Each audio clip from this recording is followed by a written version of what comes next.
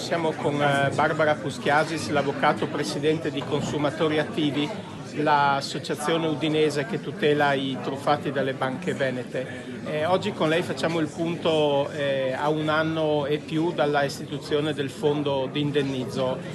Come stanno le cose? Che speranze ci sono per i risparmiatori?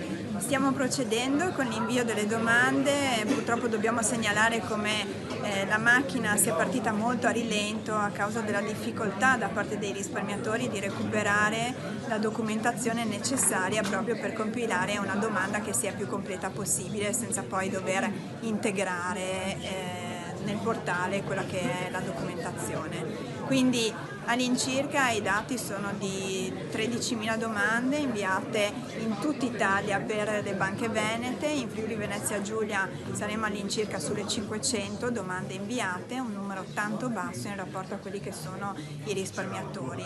Oggi c'è questo importante incontro con la Consap, il primo nel suo genere aperto a tutti i risparmiatori. Quello che noi chiaramente oggi ribadiremo è che la nostra battaglia proseguirà per poter innalzare quella percentuale del 30% di rimborso, anche magari prevedendo che coloro che si vogliono sottoporre ad un arbitrato, quindi ad un giudizio per accertare le violazioni, possano ottenere fin da subito il 100%. Chiaramente c'è grande attenzione anche sui tempi per l'erogazione dell'indennizzo. Confidiamo che già nell'estate di quest'anno i primi risparmiatori possano ottenere il rimborso del 30% del prezzo medio di carico, però oggi chiederemo rassicurazioni in questo senso. Ecco, appunto, ai dirigenti Consap cosa chiederete nello specifico?